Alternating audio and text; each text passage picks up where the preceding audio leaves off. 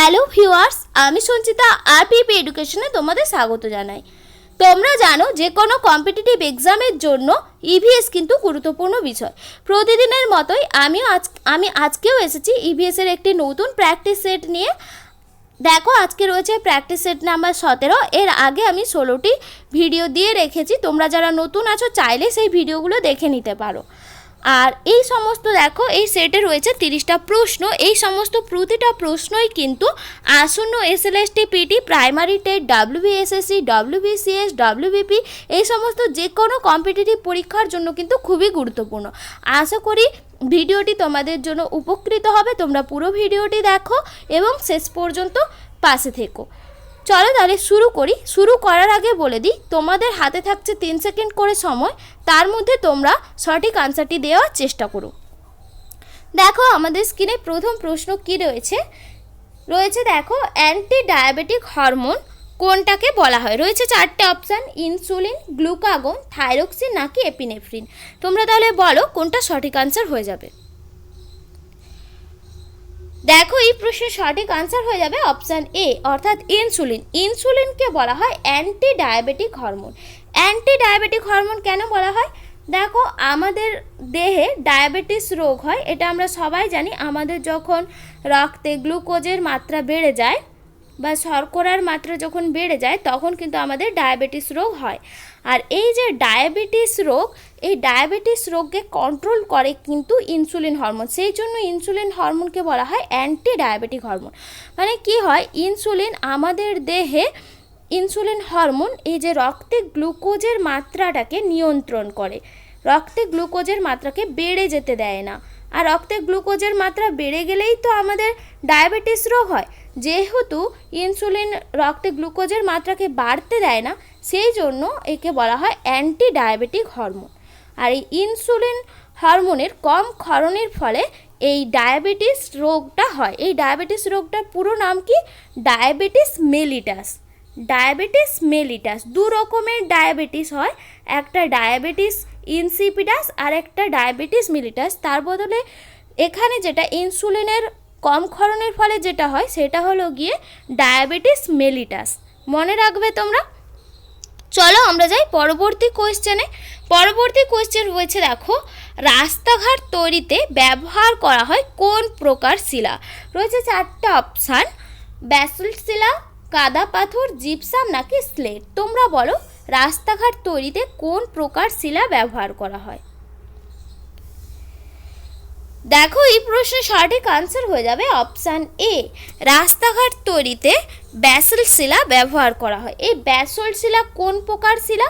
আমরা জানি আমাদের 3 প্রকার শিলা, আগ্নেয় শিলা, রূপান্তরিত শিলা আর পাললিক শিলা। এর মধ্যে এই ব্যাসল্ট শিলা পড়ে যায় আগ্নেয় শিলার মধ্যে। আগ্নেয় শিলা। এই আগ্নেয় শিলার আরেকটা নাম আছে যেটাকে আদি শিলা বা প্রাথমিক শিলাও বলা হয়। চলো আমরা যাই পরবর্তী কোয়েশ্চেনে। পরবর্তী কোয়েশ্চেন রয়েছে দেখো, মানুষের দেহত্বকে কোন ভিটামিন সংশ্লেষিত হয়? রয়েছে এখানেও 4টে option, vitamin A, vitamin D, vitamin E নাকি ভিটামিন কে। তোমরা বলো আমাদের দেহত্বকে কোন ভিটামিন সংশ্লেষিত হয়? দেখো এই প্রশ্নের সঠিক আনসার হয়ে যাবে অপশান বি, আমাদের দেহত্বকে ভিটামিন ডি সংশ্লেষিত হয়। চলো আমরা যাই পরবর্তী কোয়েশ্চেনে। পরবর্তী কোয়েশ্চেন রয়েছে দেখো, বেলে পাথর রূপান্তরিত হয়ে কোন শিলায় পরিণত হয়? বেলে পাথর রূপান্তরিত হয়ে কোন শিলায় পরিণত হয়? রয়েছে 4টে অপশান, মার্বেল, নিস, স্লেট নাকি কোয়ার্টজাইট। তোমরা বলো কোনটা সঠিক আনসার হবে? দেখো এই প্রশ্নের সঠিক আনসার হয়ে যাবে অপশান ডি, কোয়ার্টজাইট। কোয়ার্টজাইট বেলে পাথরের রূপান্তরিত রূপ। বেলে পাথর কোন প্রকার না বেলে পাথর পড়ে পাললিক শিলার মধ্যে। বেলে পাথর এক প্রকার পাললিক শিলা। আর এই পাললিক শিলা রূপান্তরিত হয়ে কোন শিলায় পরিণত হয়? কোয়ার্টজাইটে পরিণত হয়। এই কোয়ার্টজাইট কিন্তু রূপান্তরিত শিলা, যেহেতু রূপান্তরিত হয়ে পরিণত হচ্ছে। দেখো বাকি যে অপশানগুলো আছে দেখে নিই। এখানে রয়েছে দেখো মার্বেল। মার্বেল কোন শিলা রূপান্তরিত রূপ? মার্বেলও কিন্তু রূপান্তরিত শিলা। এখানে যে 4টে অপশান দেওয়া রয়েছে 4টাই কিন্তু কোনো না কোনো শিলার রূপান্তরিত রূপ। এখানে আমি বলে দিচ্ছি কোনটা কোন শিলার রূপান্তরিত রূপ। দেখো মার্বেল রয়েছে, মার্বেল হলো চুনা পাথরের রূপান্তরিত রূপ। চুনা পাথরের রূপান্তরিত রূপ হলো মার্বেল। এর পরে রয়েছে দেখো নিস হলো গ্রানাইটের রূপান্তরিত রূপ। গ্রানাইট এক প্রকার আগ্নেয় শিলা, এই আগ্নেয় শিলা রূপান্তরিত শিলা কোনটা হয়ে যাচ্ছে? নিস। আর রয়েছে দেখো স্লেট হলো সেলের রূপান্তরিত রূপ। সেল এক প্রকার পাললিক শিলা, এই পাললিক শিলা রূপান্তরিত হয়ে স্লেটে পরিণত হয়। তাহলে কোন শিলায় পরিণত হয়? কি বললাম? বেলে পাথর এক প্রকার পাললিক শিলা, যেটা পরিবর্তিত হয়ে রূপান্তরিত হয়ে কোয়ার্জাইটে পরিণত হয়। মার্বেল চুনা পাথরের রূপান্তরিত রূপ, গ্রানাইটের রূপান্তরিত রূপ হলো নিস, আর সেলের রূপান্তরিত রূপ হলো স্লেট। এগুলো মনে রাখবে যে কোন শিলার রূপান্তরিত রূপ কোনটা। চলো আমরা যাই পরবর্তী কোয়েশ্চেনে। পরবর্তী কোয়েশ্চেন রয়েছে দেখো, সালোক সংশ্লেষ প্রক্রিয়াতে ক্লোরোফিল অণুর কেন্দ্রীয় ধাতু হিসাবে কোন ধাতুটি ব্যবহার করা হয়? সালোক সংশ্লেষ প্রক্রিয়ায় ক্লোরোফিল অণুর কেন্দ্রীয় ধাতু কোনটি থাকে? রয়েছে চারটে অপশান, আয়রন 2+, ক্যালসিয়াম 2+, ম্যাগনেসিয়াম 2+, কোনোটাই নয়। তোমরা বলো সঠিক আনসার কোনটা হয়ে যাবে। দেখো সালোক সংশ্লেষ প্রক্রিয়ায় ক্লোরোফিল অণুর কেন্দ্রীয় ধাতু হিসাবে থাকে magnesium ion. Magnesium 2+, option C হয়ে যাবে সঠিক আনসার। চলো আমরা যাই পরের কোশ্চেনে। পরের কোশ্চেন রয়েছে দেখো, মেন্ডেলের এক সংকর জননের ফেনোটাইপিক অনুপাত কত? মেন্ডেলের এক সংকর জননের ফেনোটাইপিক অনুপাত কত? রয়েছে চারটে অপশান, 1:2:1, 3:1, 1:1:2, 2:1:1। তোমরা বলো মেন্ডেলের এক সংকর জননের ফেনোটাইপিক অনুপাত কত? দেখো এই প্রশ্নের সঠিক আনসার দেওয়ার আগে আমি তোমাদেরকে দেখিয়ে দিচ্ছি ছকের মাধ্যমে দেখিয়ে দিলে তোমরা নিজেরাই আনসার দিতে পারবে যে কোনটা সঠিক আনসার হবে। দেখো বিশুদ্ধ লম্বা মটর গাছ যদি নিই আমরা, বিশুদ্ধ লম্বা মটর গাছ, আরেকটা যদি নিই তার সঙ্গে যদি ক্রস করানো হয় বিশুদ্ধ বেঁটে মটর গাছের, এদের যে গ্যামেটটা কি হয়? লম্বা জিনের গ্যামেট হয় ডবল-টি বড়টি, আর এটা হয় স্মল-টি। এবার এখান থেকে যদি আমরা ক্রস করি, দেখো আমরা ফার্স্ট যে F1 জনুতে আমরা পেয়ে যাব কি পাবো? দুটো ডবল-টি দুটো হবে। এটাকে ক্রস করলে এখান থেকে একটা টি পাবো আর এখান থেকে একটা স্মল-টি পাবো, ঠিক আছে? এইবার এই যে এই দুটোকে যদি আমরা ক্রস করাই তখন আমরা কেমন পাবো? একটা বিশুদ্ধ লম্বা মটর গাছ পাবো, তার সঙ্গে পাবো একটা, এগুলো লম্বা মটর গাছ কিন্তু এগুলো বিশুদ্ধ লম্বা নয়, আর একটা পাবো একদম বেটে মটর গাছ।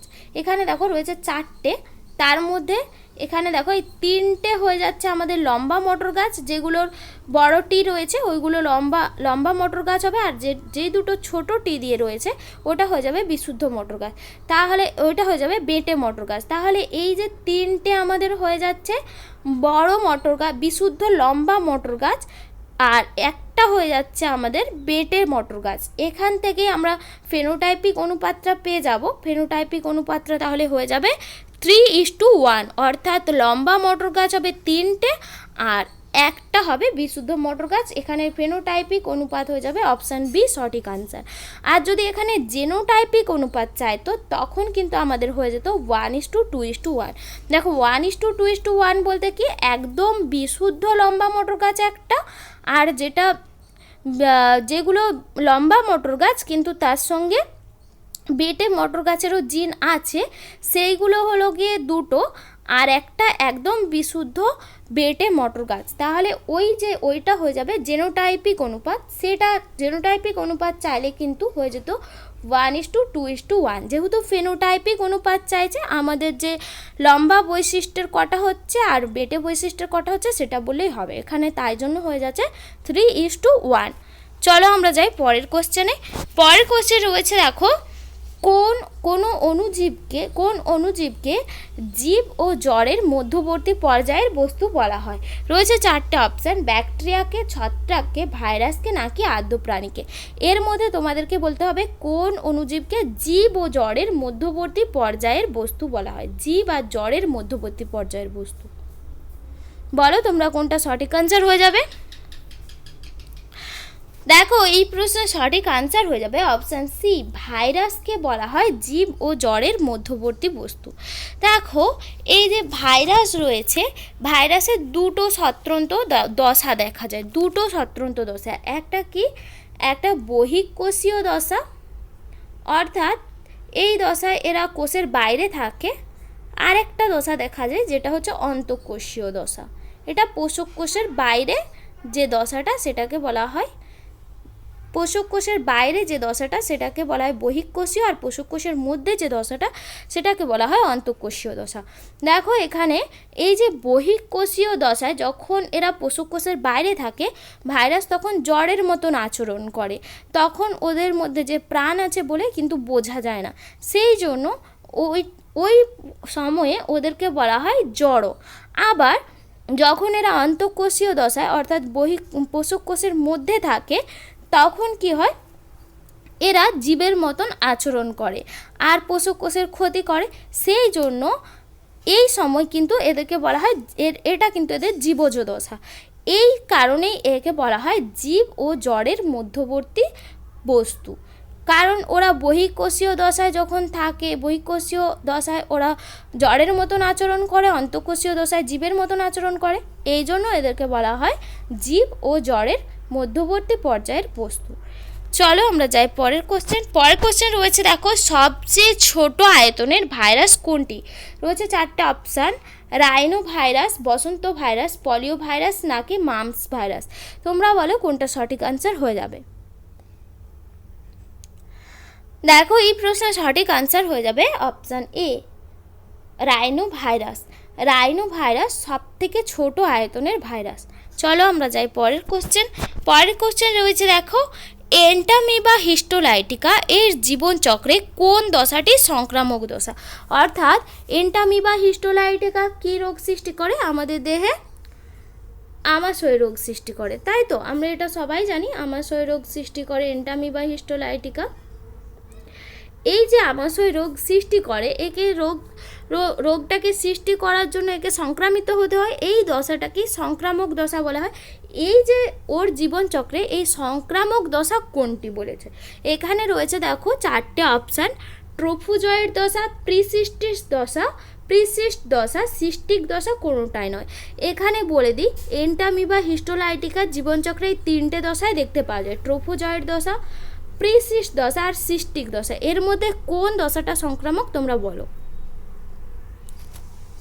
দেখো এই প্রশ্নের সঠিক আনসার হয়ে যাবে অপশান সি, এই 3টে দশার মধ্যে সিস্টিক দশাটাই কিন্তু এই সংক্রামক দশা। অর্থাৎ আমাদের দেহে যখন আমাশয় রোগ হয়, তখন যে এন্টামিবা হিস্টোলাইটিকা যে দশায় থাকে, সেই দশাটা কিন্তু হয়ে যায় সিস্টিক দশা।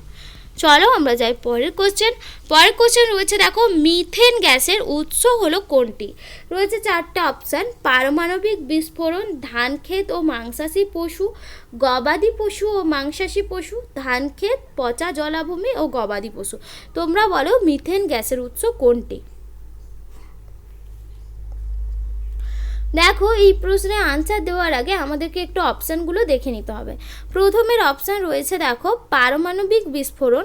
পারমাণবিক বিস্ফোরণের ফলে কিন্তু মিথেন গ্যাসের এটা কিন্তু মিথেন গ্যাসের উৎস নয়। দেখো আমরা যদি একটা জিনিস জানি, আমরা কিন্তু অপশান এলিমিনেট করতে পারবো। কিভাবে? আমাদের এই যে মিথেন গ্যাস CH4, মিথেন গ্যাসের উৎস কিন্তু ধানক্ষেত, একটা ভালো উৎস কিন্তু ধানক্ষেত। এটা যদি আমরা জানি, দেখো আমাদের দুটো অপশান বাদ হয়ে যাচ্ছে, পারমাণবিক বিস্ফোরণ আর গবাদি পশু ও মাংসাশী পশু। এই দুটো কিন্তু হবে না। দেখো দুটো অপশানে রয়েছে ধানক্ষেত, আমরা যদি ধানক্ষেতটাকেই উৎস হিসাবে ধরি, দুটো অপশানে রয়েছে ধানক্ষেত, তার মানে এই দুটোর মধ্যে হতে পারে বি আর সি, বি আর ডি এর মধ্যে। এবার দেখো এই যে মিথেনের আরেকটা উৎস যেটা ভালো উৎস, সেটা হচ্ছে পচা জলাভূমি। পচা জলাভূমি। আমরা যদি এইগুলো জেনে রাখি, এই ছোট ছোট জিনিস যদি আমরা জেনে রাখি, তবে কিন্তু আমরা অপশান এলিমিনেট করতে পারবো। আর অপশান এলিমিনেট করলে কিন্তু আমরা সঠিক আনসারটাই না জানলেও দিতে পারবো। এখানে কি বললাম, ধান ক্ষেত একটা মিথেনের উৎস হয়, সেই হিসাবে আমি দুটো অপশান বাদ দিলাম। আর পচা জলাভূমি একটা ভালো উৎস, এটা যদি জানা থাকে তাহলে আমরা কনফার্ম আনসার করতে পারবো, আমাদের অপশান ডি হয়ে যাবে সঠিক আনসার। অর্থাৎ ধান ক্ষেত, পচা জলাভূমি আর গবাদি পশু, এই তিনটে কিন্তু মিথেন গ্যাসের উৎস। চলো আমরা যাই পরের কোশ্চেনে। পরের কোশ্চেন রয়েছে, দেখো, তালাব শব্দটি নিচের কোনটির সঙ্গে সম্পর্কযুক্ত? রয়েছে চারটে অপশান, মৃত্তিকা সংরক্ষণ, জল সংরক্ষণ, বন সংরক্ষণ নাকি শস্য সংরক্ষণ। তোমরা বলো কোনটা সঠিক আনসার হয়ে যাবে। দেখো এই প্রশ্নের সঠিক আনসার হয়ে যাবে অপশান বি, জল সংরক্ষণ। তালাব শব্দটি জল সংরক্ষণের সঙ্গে সম্পর্কযুক্ত। চলো আমরা যাই পরের কোশ্চেন। পরের কোশ্চেন রয়েছে, দেখো, ডাস্ট বাউল কোন ঘটনার সঙ্গে সম্পর্কযুক্ত? রয়েছে চারটে অপশান, জলাভূমি বুঝিয়ে ফেলা, মৃত্তিকা ক্ষয়, জীববৈচিত্র্য হ্রাস নাকি কোনোটাই নয়। তোমরা বলো কোনটা সঠিক আনসার হবে। দেখো এই প্রশ্নের সঠিক আনসার হয়ে যাবে অপশান এ, অর্থাৎ জলাভূমি বুঝিয়ে ফেলা হলো আমাদের। তাহলে ডাস্ট বাউল কোন ঘটনার সঙ্গে সম্পর্কযুক্ত? জলাভূমি বুঝিয়ে ফেলার সঙ্গে। চলো আমরা যাই পরবর্তী কোশ্চেনে। পরবর্তী কোশ্চেন রয়েছে, দেখো, ভুঁইফোড় শব্দটি নিম্নলিখিত কোনটির সঙ্গে সম্পর্কযুক্ত? রয়েছে চারটে অপশান, উইয়ের ঢিবি, খাদ্য উপযোগী ব্যাঙের ছাতা, খড়ের গাদা নাকি বাঁশঝাড়। তোমরা বলো কোনটা সঠিক আনসার হয়ে যাবে। দেখো এই প্রশ্নের সঠিক আনসার হয়ে যাবে অপশন বি, অর্থাৎ খাদ্য উপযোগী ব্যাঙের ছাতা। ভুঁইফোড় হলো এক ধরনের খাদ্য উপযোগী ব্যাঙের ছাতা। চলো আমরা যাই পরবর্তী কোশ্চেনে। পরবর্তী কোশ্চেন রয়েছে, দেখো, দুধের কোন উপাদান প্লাস্টিক তৈরিতে সাহায্য করে? রয়েছে চারটে অপশান, অ্যালবুমিন, গ্লোবিউলিন, ল্যাকটোজ নাকি কেসিন। তোমরা বলো কোনটা সঠিক আনসার হয়ে যাবে। দেখো এই প্রশ্নের সঠিক আনসার হয়ে যাবে অপশান ডি, কেসিন। কেসিন কিন্তু দুধের একটি উপাদান যেটি প্লাস্টিক তৈরিতে সাহায্য করে। চলো আমরা যাই পরবর্তী কোয়েশ্চেন। পরবর্তী কোয়েশ্চেন রয়েছে, দেখো, পশ্চিমবঙ্গের রাজ্য প্রাণী কোনটি? রয়েছে চারটে অপশান, রয়্যাল বেঙ্গল টাইগার, হাতি, একশৃঙ্গ গন্ডার নাকি মেছো বিড়াল। তোমরা বলো কোনটা সঠিক আনসার হবে। দেখো এই প্রশ্নের সঠিক আনসার হয়ে যাবে অপশান ডি, মেছো বিড়াল। পশ্চিমবঙ্গের রাজ্য প্রাণী হলো মেছো বিড়াল। চলো আমরা যাই পরবর্তী কোয়েশ্চেন। পরবর্তী কোয়েশ্চেন রয়েছে, দেখো, রাংঝালে কোনটি থাকে? রয়েছে চারটে অপশান, কপার, অ্যালুমিনিয়াম, সীসা, টিন, তারপরেরটা রয়েছে সীসা, জিঙ্ক নাকি কোনোটাতেই নয়। তোমরা বলো রাংঝালে কোনটা থাকে। দেখো রাংঝাল তৈরি হয় সীসা আর টিন দিয়ে। আমাদের সঠিক আনসার হয়ে যাবে অপশান বি, অর্থাৎ সীসা আর টিন দিয়ে রাংঝাল তৈরি হয়। চলো আমরা যাই পরবর্তী কোয়েশ্চেন। পরবর্তী কোয়েশ্চেন রয়েছে, দেখো, বিরল মৃত্তিকা মৌলের সংখ্যা কটি? রয়েছে চারটে অপশান, 14টি, 12টি, 15টি নাকি 18টি। তোমরা বলো কোনটা সঠিক আনসার হবে। দেখো এই প্রশ্নের সঠিক আনসার হয়ে যাবে অপশান এ, অর্থাৎ 14টি। বিরল মৃত্তিকা মৌল অর্থাৎ যেটাকে বলা হয় ল্যান্থানাইটস মৌল, ইংলিশে বলা হয় ল্যান্থানাইটস।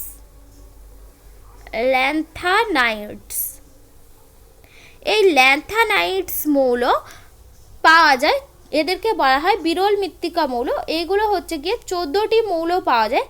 কত নম্বর পর্যায়ে থাকে ল্যান্থানাইটস মৌল? ষষ্ঠ পর্যায়ে থাকে।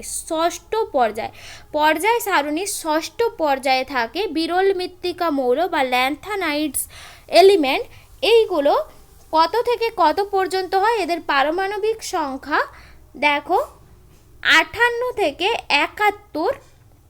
এই 14টি মৌল বিরল মৃত্তিকা মৌল 58 থেকে 71। কোথা থেকে? লুটেশিয়াম, সিরিয়াম থেকে লুটেশিয়াম অর্থাৎ 58 থেকে 71, এই 14টি মৌল হলো বিরল মৃত্তিকা মৌল। এগুলো পর্যায় সারণীর 6ষ্ঠ শ্রেণীতে থাকে 14টি মৌল। চলো আমরা যাই পরের কোশ্চেন। পরের কোশ্চেন রয়েছে দেখো, সমতল দর্পণে কোনো রশ্মির আপতন কোণ কত হলে চ্যুতিক কোণ হবে 90 ডিগ্রি? বলো কোনটা সঠিক আনসার হবে। দেখো এখানে রয়েছে 4টে অপশান, 30 ডিগ্রি, 45 ডিগ্রি, 50 ডিগ্রি নাকি 60 ডিগ্রি। এখানে দেখো এই চ্যুতিকোণ কত, আপতন কোণের মান কত হবে এটা জানতে হলে আমাকে চ্যুতিকোণের সঙ্গে আপতন কোণের যেটা সম্পর্ক সেটা জানতে হবে। এখানে চ্যুতিকোণকে যদি আমরা ডেল্টা দিই, চ্যুতিকোণ ডেল্টার মান কি হয়, 180 ডিগ্রি মাইনাস 2 ইন্টু আপতন কোণ, অর্থাৎ এখানে হয়ে যায় চ্যুতিকোণ সমান 180 ডিগ্রি মাইনাস 2 ইন্টু আপতন কোণ। তাহলে এই সূত্রে যদি আমরা ফেলাই, এখান থেকে দেখো আমরা চ্যুতিকোণের মানটা জানা আছে আমাদের, আমরা আপতন কোণের মানটা পেয়ে যাবো। এখানে দেখো এই যে আই লিখেছি, আইটা কিন্তু আপতন কোণ।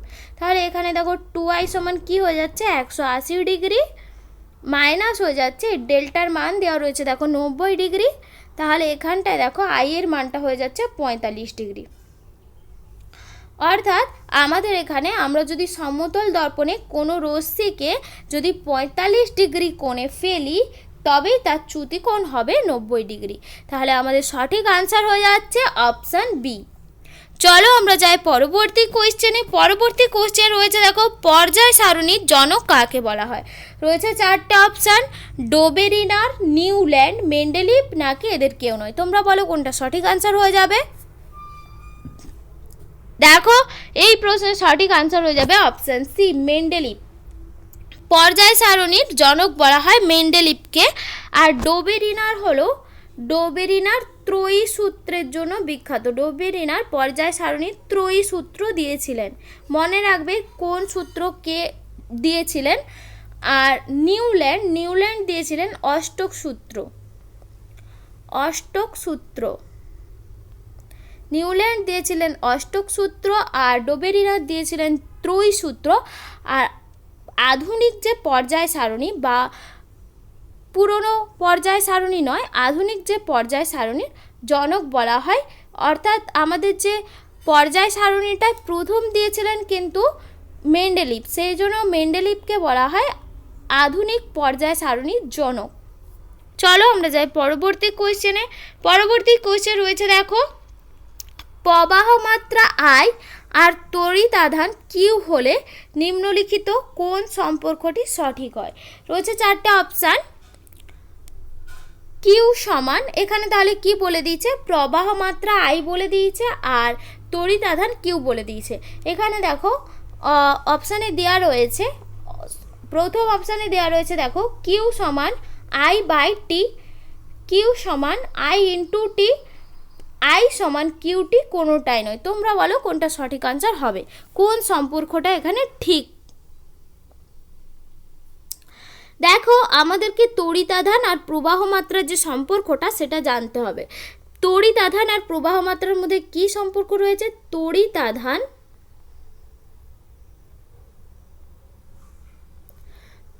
আধান সমান প্রবাহ মাত্রা ইন্টু সময়, প্রবাহ মাত্রা ইন্টু সময়। এই সূত্রে যদি আমরা ফেলি তাহলে দেখো আমাদের তড়িৎ আধান দেওয়া আছে কিউ আর প্রবাহ মাত্রা দেওয়া রয়েছে আই আর সময়কে যদি আমরা টি ধরে নিই, এটা হয়ে যাবে আমাদের সঠিক আনসার কিউ সমান আইটি। অর্থাৎ আমাদের সঠিক অপশান হয়ে যাচ্ছে অপশান বি। আমাদেরকে কিন্তু এই সমস্ত কোশ্চেনের আনসার দেওয়ার জন্য প্রত্যেকটা সূত্র জেনে রাখতে হবে কোনটার সঙ্গে কি সম্পর্ক, তবেই কিন্তু আমরা সঠিক সম্পর্কটা বেছে নিতে পারবো।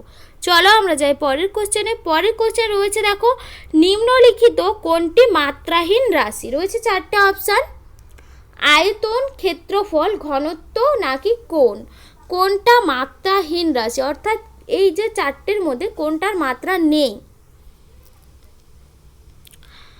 দেখো এই প্রশ্নেরও সঠিক আনসার জানার আগে আমাদেরকে কোনটা সম্পর্ক কি সেইগুলো ভালোভাবে জানতে হবে। এখানে দেখো প্রথমে রয়েছে আয়তন। আয়তন সমান আমরা কি জানি, দৈর্ঘ্য ইন্টু প্রস্থ ইন্টু উচ্চতা, এটাকে তো আয়তন বলা হয়। এখানে দেখো সবগুলোই কিন্তু দৈর্ঘ্যের একক, দৈর্ঘ্য প্রস্থ উচ্চতা সবগুলোই কিন্তু দৈর্ঘ্যকেই বোঝায়, সেই জন্য এর কি হয়ে যাবে, এল কিউব হয়ে যাবে এর মাত্রা।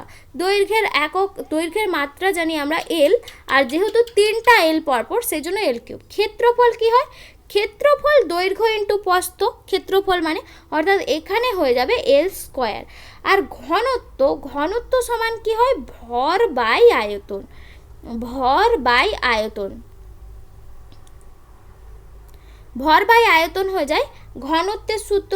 দেখো ভর বাই আয়তন যদি আমরা করি, ভরের মাত্রা কি হয়, এম হয়, আর আয়তনের মাত্রা এল কিউব, সেই জন্য হয়ে যাবে এম এল টু দি পাওয়ার -3, এটা হয়ে যাবে ঘনত্বের মাত্রা। আর একটা অপশানই বাকি রয়েছে, দেখো ডি, কোণ। এই কোণটাই হয়ে যাবে সঠিক আনসার, কোণ কিন্তু মাত্রাহীন রাশি। এবার দেখো কিভাবে হচ্ছে, কোণ সমান আমরা কি জানি, চাপ বাই ব্যাসার্ধ, চাপ বাই ব্যাসার্ধ। এইবার এই যে চাপ, চাপ মানে দৈর্ঘ্যকে বোঝায়, অর্থাৎ এর মাত্রা এল হয়ে যাবে, আর ব্যাসার্ধও কিন্তু দৈর্ঘ্যকেই বোঝায়, সেই জন্য এর মাত্রা হয়ে যাবে এল।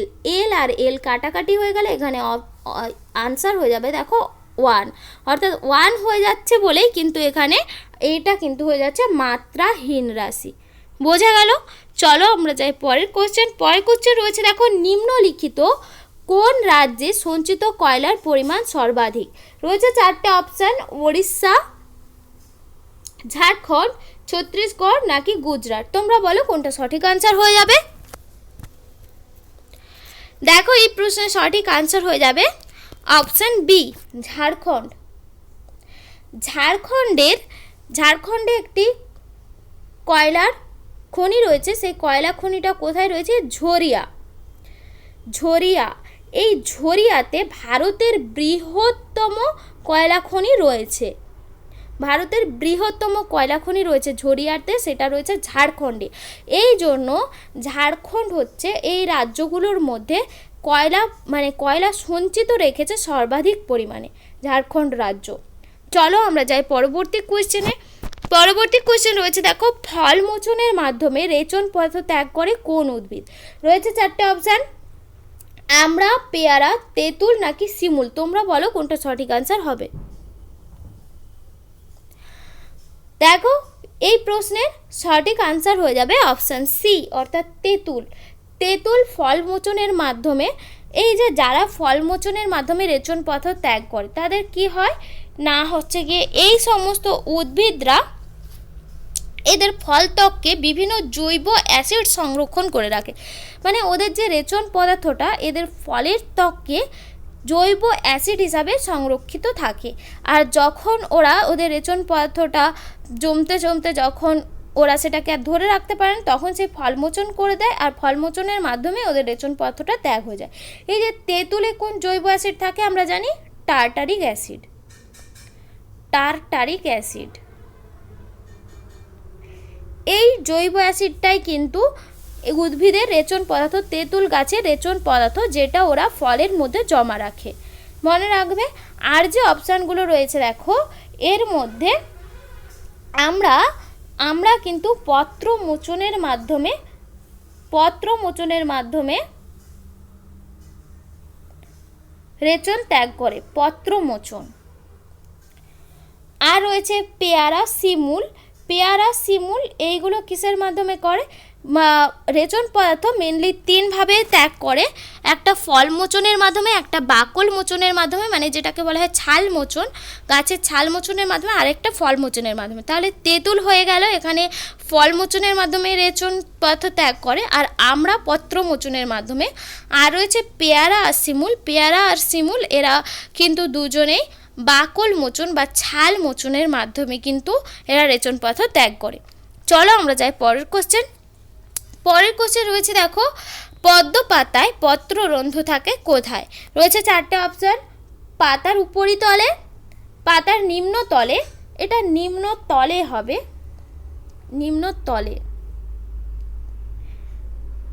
নিম্নতলে নাকি উভয় তলে নাকি কোনোটাই নয়? তোমরা বলো কোনটা সঠিক আনসার হবে।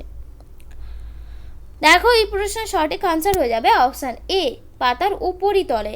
পদ্ম পাতার পত্ররন্ধ্র থাকে পাতার উপরিতলে, কারণ পদ্ম পাতার যে নিচের অংশ, পদ্ম পাতার নিচের দিকটা কিন্তু জলের সঙ্গে একদম লেগে থাকে। সেই জন্য কী হয়, ওখান থেকে যেহেতু জলের সঙ্গে লেগে থাকে ওই অঞ্চল থেকে কিন্তু বাষ্পমোচন প্রক্রিয়া হবে না, সেই জন্য পত্ররন্ধ্র থাকে পাতার উপরিতলে। চলো আমরা যাই পরবর্তী কোশ্চেনে। পরবর্তী কোশ্চেন রয়েছে দেখো, পিবি ঘটিত অর্থাৎ সীসা ঘটিত দূষণের প্রধান কারণ কি? রয়েছে 4টে option, lead pencil, battery, electronic যন্ত্রপাতি নাকি যানবাহনের ধোঁয়া। তোমরা বলো কোনটা সঠিক আনসার হবে। দেখো এই প্রশ্নের সঠিক আনসার হয়ে যাবে অপশান ডি, যানবাহনের ধোঁয়া। যানবাহনের ধোঁয়া কিন্তু সীসা ঘটিত দূষণের প্রধান কারণ। চলো আমরা যাই পরের কোশ্চেন। পরের কোশ্চেন রয়েছে দেখো, ডেজার্ট ইকোসিস্টেমের প্রাণীরা প্রধানত কোন বৈশিষ্ট্যের হয়? রয়েছে 4টে অপশান, ফসোরিয়াল, ডারউইনাল, অ্যাকোয়াটিক নাকি আরবোরিয়াল। তোমরা বলো কোনটা সঠিক আনসার হবে। দেখো ডেজার্ট ইকোসিস্টেমের প্রাণীদের বৈশিষ্ট্য হয় ফসোরিয়াল প্রকৃতির। আর অ্যাকোয়াটিক কারা হয়? যারা জলে থাকে তাদেরকে বলা হয় অ্যাকোয়াটিক, যারা জলে থাকে তাদেরকে বলা হয় অ্যাকোয়াটিক, তাদের বৈশিষ্ট্য হয় অ্যাকোয়াটিক। চলো আমরা যাই পরবর্তী কোশ্চেনে। পরবর্তী কোশ্চেন রয়েছে দেখো, জল সঞ্চয়ী পাতার কোষে কি থাকে? রয়েছে 4টে অপশান, মিউসিলেজ, বড় কোষগহ্বর, তারপরে রয়েছে এ ও বি অর্থাৎ মিউসিলেজ ও বড় কোষগহ্বর দুটোই নাকি কোনোটাই নয়। তোমরা বলো কোনটা সঠিক আনসার হবে।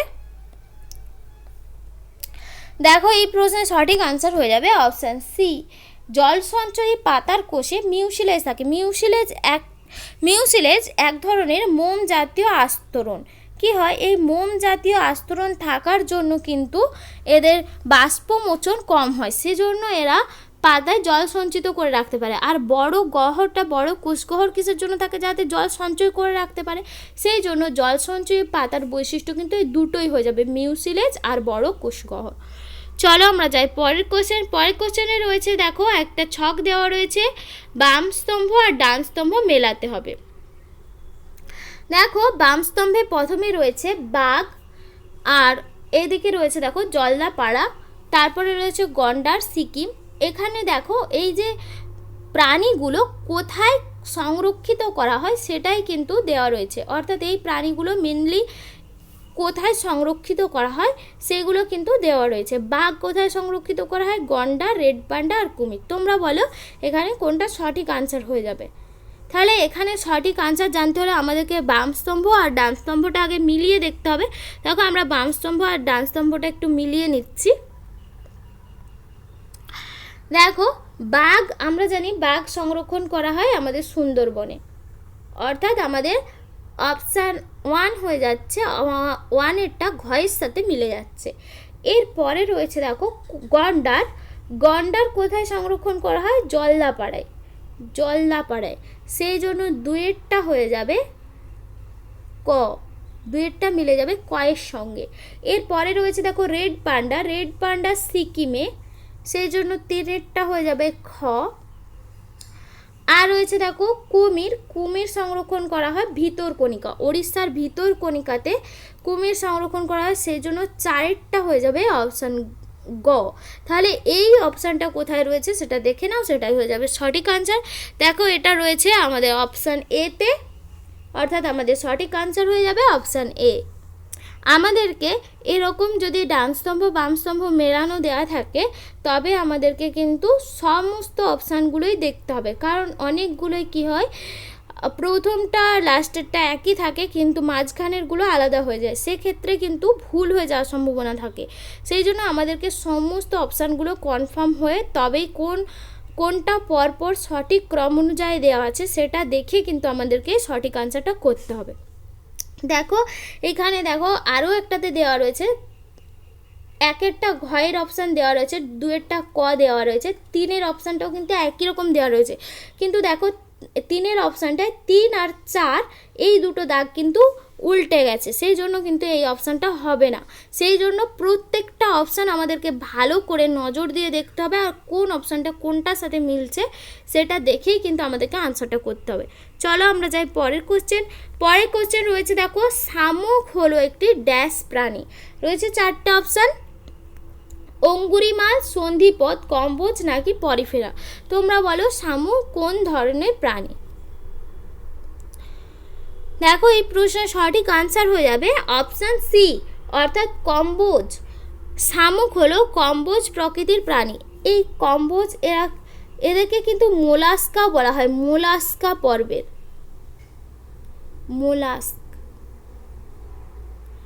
মোলাস্কা পর্বের প্রাণীও বলা হয়।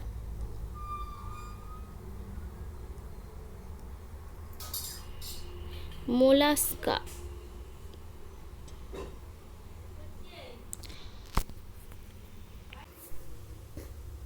দেখো মোলাস্কা পর্বের প্রাণী হলো শামুক। আর এখানে রয়েছে দেখো মোলাস্কা পর্বের কিছু বৈশিষ্ট্য বলে দিই। কি হয়, এদের অঙ্কদেশে মাংসলব পদ থাকে, আর এদের দেহে মেন্টাল পর্দা দ্বারা আবৃত থাকে। এইগুলো কিন্তু শামুকের বৈশিষ্ট্য, আর শামুককে কম্বোজ প্রাণী বলা হয়। আর রয়েছে দেখো অঙ্গুরিমাল। অঙ্গুরিমাল কোন প্রাণীকে বলা হয় আমরা জানি, কেঁচো, কেন্ন, এদেরকে কিন্তু অঙ্গুরিমাল পর্বের প্রাণী বলা হয়। আর রয়েছে দেখো সন্ধিপদ কাদেরকে বলা হয়, চিংড়ি, কাঁকড়া, এইগুলোকে বলা হয় সন্ধিপদ প্রাণী, সন্ধিপদ পর্বের প্রাণী। আর পরিফেরা হয়েছে যাবে সাইকন হলো পরিফেরা পর্বের প্রাণী। এগুলো আমাদেরকে মনে রাখতে হবে কোনগুলো কোন ধরনের প্রাণী। শামুক কিন্তু হয়ে যাবে কম্বোজ প্রাণী, বা এদেরকে মোলাস্কাও বলা হয়, ইংলিশে মোলাস্কা বলা হয়। চলো আমরা যাই পরবর্তী কোশ্চেনে। পরবর্তী কোশ্চেন রয়েছে অ্যামাইলোপ্লাস্টে কি জাতীয় খাদ্য জমা থাকে। রয়েছে 4টে অপশান, শ্বেতসার জাতীয়, ফ্যাট জাতীয়, প্রোটিন জাতীয় নাকি কোনোটাই নয়। তোমরা বলো কোনটা সঠিক আনসার হবে। দেখো এই প্রশ্নের সঠিক আনসার হয়ে যাবে অপশান এ, অর্থাৎ শ্বেতসার জাতীয়। অ্যামাইলোপ্লাস্টে শ্বেতসার জাতীয় খাদ্য জমা থাকে।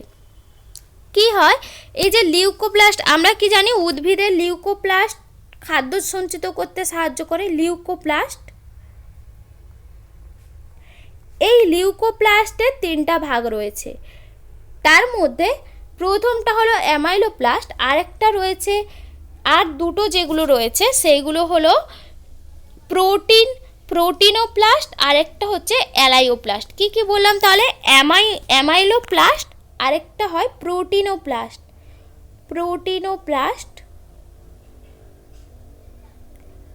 আর হয় অ্যালাইওপ্লাস্ট।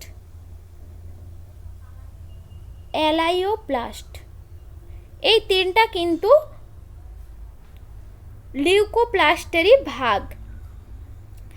এর মধ্যে লিউকোপ্লাস্ট যেহেতু খাদ্য সঞ্চিত করে রাখে, এর মধ্যে এই অ্যামাইলেজে শ্বেতসার জাতীয় খাদ্য জমা থাকে, আর ফ্যাট জাতীয় খাদ্য জমা থাকে এই অ্যালাইওপ্লাস্টে, আর প্রোটিন জাতীয় খাদ্য জমা থাকে এই প্রোটিনোপ্লাস্টে। তাহলে তোমরা বুঝতে পেরেছো কোন এই লিউকোপ্লাস্টের কোন ধরনটাতে কি জাতীয় খাদ্য জমা থাকে। তাহলে আমাদের অ্যামাইলোপ্লাস্টে শ্বেতসার জাতীয় খাদ্য জমা থাকে, ফ্যাট জাতীয় খাদ্য জমা থাকে অ্যালাইওপ্লাস্টে, আর প্রোটিন জাতীয় খাদ্য জমা থাকে প্রোটিনোপ্লাস্টে। তাহলে আজকে এতটা পর্যন্ত, আবার দেখা হবে পরবর্তী কোনো ভিডিওতে। ততক্ষণ তোমরা সবাই ভালো থেকো, আর ভিডিওটি যদি তোমাদের ভালো লেগে থাকে তবে লাইক কমেন্ট করো, বন্ধুদের সাথে শেয়ার করে দিও। আর এই প্রশ্নের পিডিএফটি যদি তোমরা পেতে চাও তবে জয়েন করো আমাদের টেলিগ্রাম চ্যানেল অলটেক পিডিতে, লিঙ্ক আমাদের ডেসক্রিপশন বক্সে দেওয়া রয়েছে। আর এই চ্যানেলে যদি তোমরা নতুন হয়ে থাকো তবে চ্যানেলটিকে সাবস্ক্রাইব করো। আজকে এতটা পর্যন্ত, আবার দেখা হবে পরবর্তী ভিডিওতে। টাটা।